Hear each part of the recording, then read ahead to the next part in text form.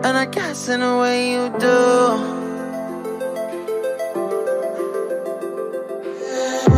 Holding my breath, unraveling emotions. I need some space to think.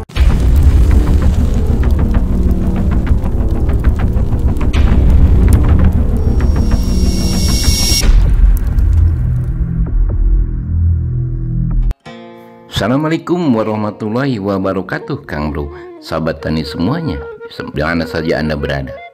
Nah, kali ini saya akan menjelaskan masalah petani padi di saat musim kemarau dan bagaimana solusinya. Nah, ini yang Anda lihat adalah penanaman jagung di saat musim kemarau. Jadi, menurut hemat saya adalah di saat musim kemarau untuk areal irigasi non teknis, terutama bagi para petani yang senang selalu menanam padi, saya dapat solusi. Artinya kita memberikan solusi untuk para petani tersebut yang di areal sawahnya menggunakan irigasi non teknis, hanya mengandalkan sedot air, itu akan biaya lebih tinggi. Dan keduanya jaraknya kadang dari sungai juga jauh, dan kita harus membuat sumur pompa nisasi juga. Itu sangat mahal untuk saat ini. Tapi kalau kita dibandingkan pengairannya untuk atau dengan hortikultur atau dengan palawija lainnya seperti jagung, seperti yang Anda lihat ini, nah semacam kacang panjang atau tanaman lainnya, yang penting di saat musim kemarau ini adalah, sahabat tani, jangan selalu kekeh kita harus menanam padi.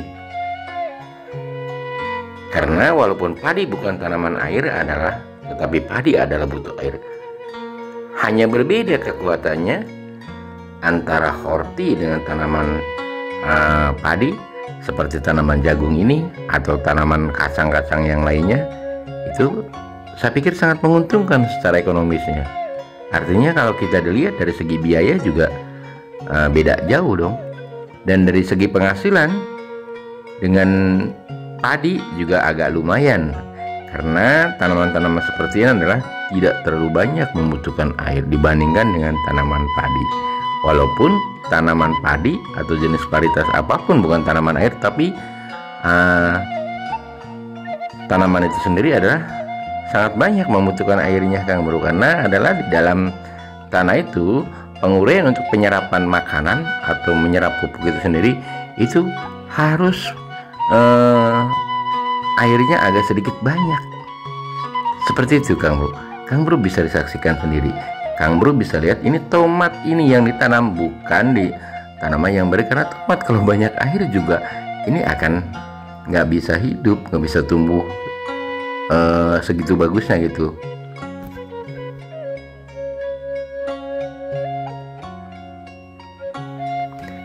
Kalau bagi saya di saat musim kemarau, karena kalau untuk daerah irigasi non teknis itu sangat sulit sekali. Artinya kalau kita tanam padi, kalau tidak ada air, yang jadi adalah rumput banyak. Itu sudah jelas membersihkan rumput, atau cara bagaimana rumput itu supaya tidak ada, biaya juga agak lumayan.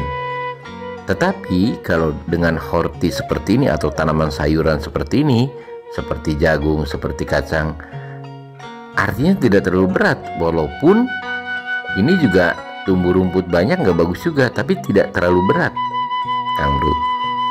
Jadi untuk itu kalau bisa disarankan oleh saya, jangan kekeh kalau menurut saya, karena saya sering meneliti di saat musim kemarau itu banyak para petani memaksa untuk menanam padinya, sementara air tidak mencukupi, curah hujan juga kurang. Mending kalau curah hujan secara kebetulan agak kerap gitu hujannya, atau adalah entah sebulan sekali, entah 2 bulan atau 1 bulan 2 kali ada hujan turun yang agak lumayan. Tetapi kalau tidak ada, lebih baik seperti ini, lebih bagus dan sangat menguntungkan, Kang Bro. Banyak para petani yang lain juga seperti daerah-daerah lain yang sudah menemukan. Cuma hanya perbedaannya adalah mereka itu kan dekat sungai dan ada yang sudah punya pompa nisasi. Nah, kalau kita perhitungkan, walaupun di saat musim penghujan tidak membeli air dengan biaya beli solar atau segala macam, tetapi ada perbedaannya. Karena di musim kedua itu setelah rendang, lalu kita musim kedua kita menanam palawija, saya yakin sangat menguntungkan dan tidak terlalu banyak untuk menyedot airnya dibandingkan kita dengan musim ketiga gitu. Artinya musim ketiga itu kan musim rendang, musim kedua, lalu musim ketiga. Kalau musim ketiga kan curah hujan juga sangat langka sekali, tapi kalau di musim kedua adalah masih ada curah hujan. Selain keuntungan daripada lahan areal untuk irigasi non teknis, juga keuntungannya kita ada untuk mengurangi serangan hama dan penyakit. Jadi artinya kita bisa dijadikan padi-padi palawija atau padi palawija itu lebih bagus. Itu adalah untuk memutus siklus, artinya di lahan pertanian Kang Bro semuanya. Nah, itulah Kang Bro. Jadi ada keuntungannya dan juga ada kerugiannya. Tapi insya Allah adalah banyak keuntungannya. Kalau bagi petani arealnya non teknis terutama. Beda lagi dengan pertanian seperti di daerah yang teknis. Jadi padi akan tumbuh subur seperti ini.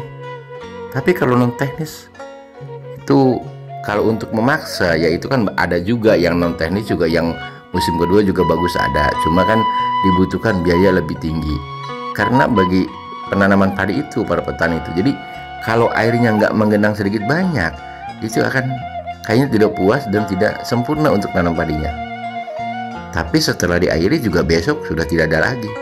Tapi kalau di palawija seperti jagung, kacang dan yang lain sebagainya, kita nggak peduli air itu harus menggenang, karena air itu tidak boleh menggenang kalau dalam palawija itu. Nah, itulah Kang Bro solusi dari saya. Siapa tahu bermanfaat.